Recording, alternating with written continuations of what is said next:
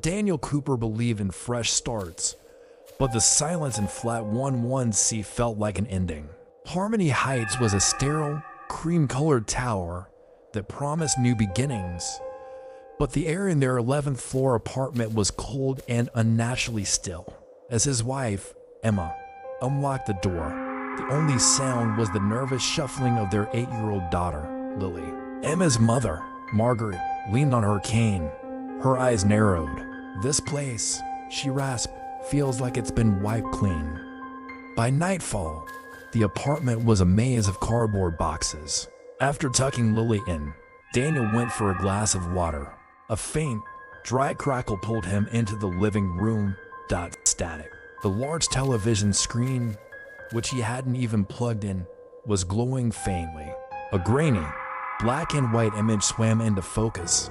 A couple at a dining table, identical to theirs. "You forgot the milk again," a tinny voice said. The man on screen gave a nervous laugh. "I'll remember next time." Daniel's heart hammered. The man had his posture, his tired eyes. He lunged for the remote, but it was useless. He had to pull the inert plug from the wall to make the screen die. He stood in the ringing silence, telling himself it was a stray signal, a glitch in the building's old wiring.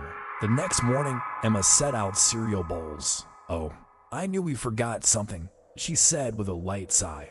"Dan, you didn't grab milk last night, did you?" Daniel froze, his spoon halfway to his mouth.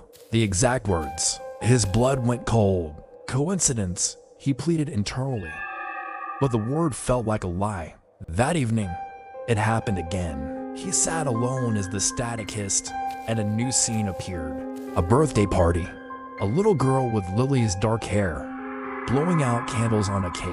Lily's birthday was next week. The scene was cheerful until a laugh track crackled through the speakers, a hollow, mechanical sound. On screen, the family's smiles faltered. A window rattled behind them, and the lights in their apartment abruptly went out. The screen went black. He needed to know. He called Lily in. "Sweetheart, look at the TV. Tell me what you see." He switched it on. The tense family reappeared for him, huddled in the dark. Lily tilted her head. "It's just snow, Daddy." Like fuzzy dots. He was seeing something that wasn't there. Or worse, something that was there only for him. He was alone with it. The visions grew more specific, acting less like predictions and more like a script. A flickering image of a leaky faucet would be followed, hours later, by the steady drip, drip, drip from the bathroom. The apartment wasn't just haunted, it was being directed. The breaking point came for nights after they moved in. The TV showed their living room again. The atmosphere was suffocating. Then, a sound from the screen, 3 sharp, distinct knocks on a door.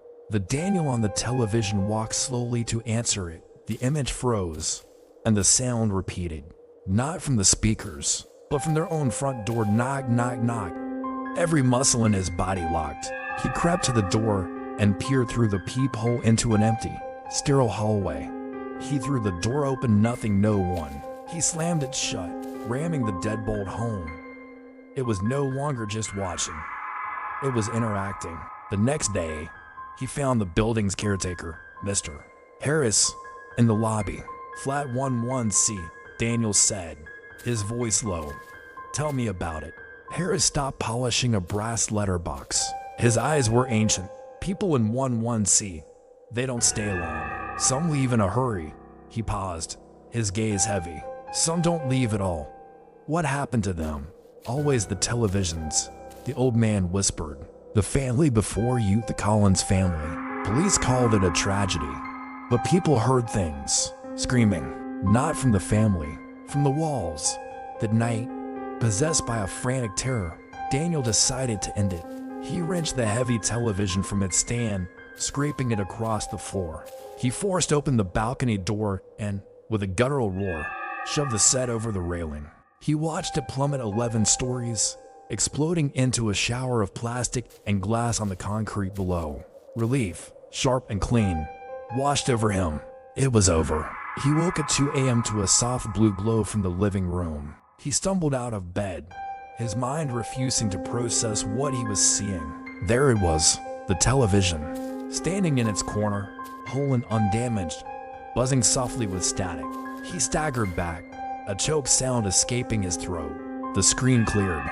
It showed him, standing there, trembling in its light, and in the reflection of the darkened window behind his on-screen image. A tall, stooped shadow was coalescing, a thing with hollows for eyes. The shadow in the reflection raised a long, spindly hand. Daniel spun to look at the real window. Nothing, only his own face, pale with terror. He knew then, the television wasn't the problem. It was just the lens. The thing behind it was choosing them. He woke Emma and told her everything. The visions, the caretaker, the shattered TV that had resurrected itself. She stared at him, her face a mask of fear and disbelief. But the next evening, she came to him, her skin ashen. "I heard it," she whispered. "Voices from the TV. It was showing me. But my eyes were wrong. They were empty." For the first time, she believed him. United by a primal fear, they searched the apartment. Tucked behind the trim in a hall closet, Emma found a folded, yellow piece of paper. The handwriting was a frantic scrawl. "To whoever comes after leave. It shows what you fear so it knows what to take. The more you watch, the closer it comes. Don't let it choose you. Get out." It was signed, Andrew Collins. The entity knew they were aware of it. The atmosphere in the flat grew venomous. That night, Lily woke with a fever, her eyes glassy. She kept turning her head toward the living room, as if listening to a whisper. The TV snapped on.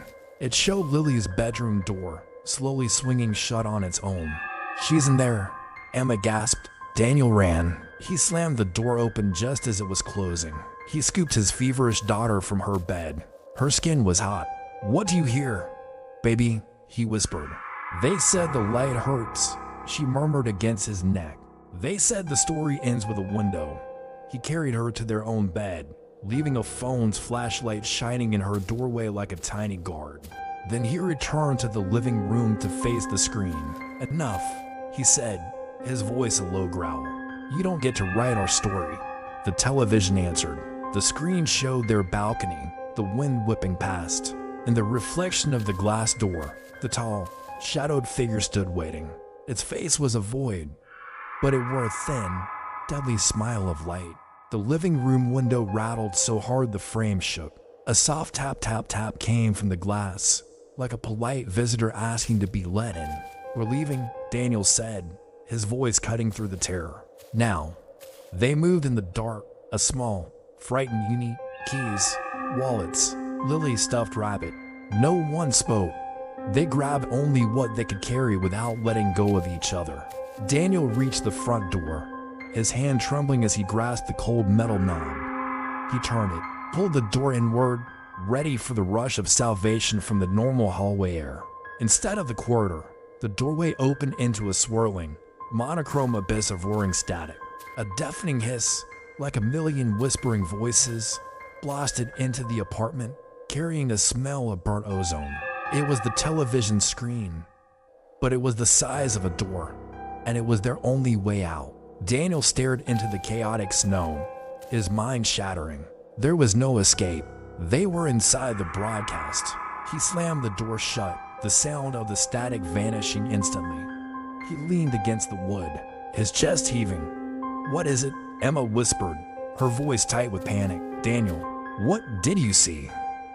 Before he could answer, the television screen behind them flared with a brilliant, predatory light. Daniel turned slowly. On the screen, the image was crystal clear.